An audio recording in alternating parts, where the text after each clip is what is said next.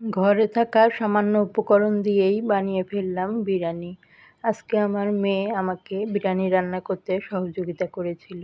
এই তো প্রথমে কড়াইয়ে দিয়ে দিল মাংসগুলো, তারপরে দিয়ে দিল আদা রসুন বাটা, ওখানেই দিয়ে দিল মরিচের গুঁড়ো, জিরের গুঁড়ো আর পরিমাণ মতো লবণ, আর ওখানেই দিয়ে দিল দই, আর দিয়ে দিয়েছিল বিরিয়ানি মশলা।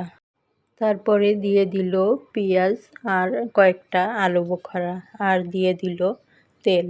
সবগুলো উপকরণ দিয়ে সুন্দর করে হাতে মেখে নিয়েছিল, আর মেখে নিয়ে এই তো ঢাকনা দিয়ে দিয়েছে। তারপর কিছুক্ষণ নাড়াচাড়া করার পর এই তো দেখেন মাংসটা অনেক সুন্দর হয়েছে।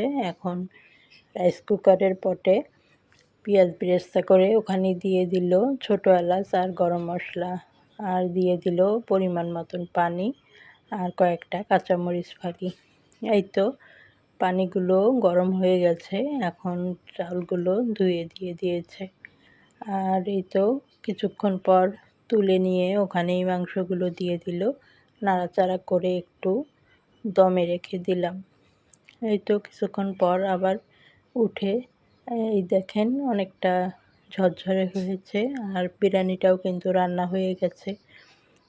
বিরিয়ানি কিন্তু দুই রকমভাবেই রান্না করা যায়, ভেজেও রান্না করা যায়, আবার এভাবে পানি গরম করেও রান্না করা যায়। তবে আমি আজকে এভাবেই রান্না করেছি, খেতেও কিন্তু অনেক মজা হয়েছিল। এভাবে বাড়িতে রান্না করে খেয়ে দেখবেন, অনেক মজা।